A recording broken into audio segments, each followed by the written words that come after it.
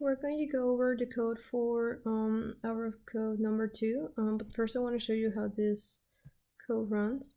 So basically the first thing is it asks me to enter an agent ID, and it needs to validate that it is a correct ID.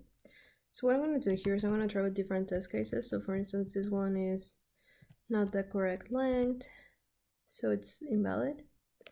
And then we have one that doesn't have the correct amount of characters. So there you go again, invalid. And wrong number of numbers that go after the characters. And then we can try the correct length, but wrong format for numbers and characters. And then since we already tried some test cases, let's now enter a valid ID. So 3 letters followed by 9 digits, sorry.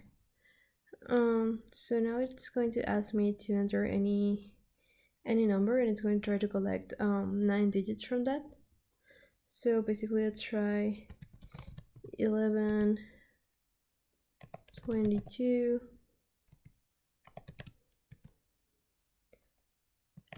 300, 333, 4, 56. So what I want to show you here is that this last number is too long because we only need one more digit, so it's going to tell me to enter a new number, and it suggests me that I only need to enter one more digit. So here let me enter 5, and now we have a correctly formed ID right here, and then it gets scrambled to form a new number, and then it concatenates this number to the first 3 letters that we previously entered.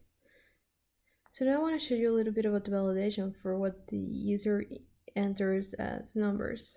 So here I'm gonna click continue, and I'm gonna enter a new valid ID since we already tested for that.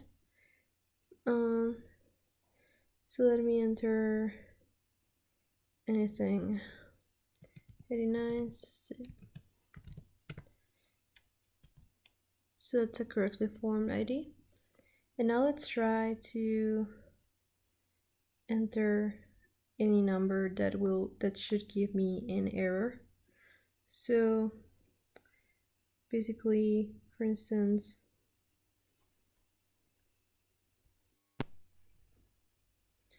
for instance, 9017 is not a correctly formed number because we already know that 17 already takes up the tens that 90 needs to be formed correctly. So the number tells me it's not recognized, so it tells me to try it again. So let's try to type a wrong lexically correct number that is not written as it should. So basically 102. It's so 101 and 100 need to be separated. So once we do that, 102, it's going to accept this input. And then let's try 378. And then I also did the validations for 0 and 12. So again, there is this correctly formed number that it later gets mixed up to form a new number, and then it concatenates it to the first 3 letters. So I'm going to close the program right now. I want to show you how I did the scrambling. I did it by using random positions in the array, and then just copying those random positions if they were not already taken up to a new array. And then I also did this I would say kind of parser, so that it gets a number written in letters, and then it decides it returns the numerical value, the integer value for that number, and it validates if the next number can still accept units, tens, and hundreds depending on what number it is. So this is basically a long validation. Then of course there is some validation to make sure that the numbers get added correctly or multiplied correctly. So basically what I did is if I received 200, you would get a 2, and now your number is a 2, but then if you get 100 you have to multiply that by times 100. And then of course I have the validation in case the number is too long. I need to return how many digits I have left, and I'm gonna be asking again for the number that I need. And then of course I have the validation for the ID, which needs to be the first three characters need to be all letters, and then the last nine numbers need to be all any digit between 0 and 9.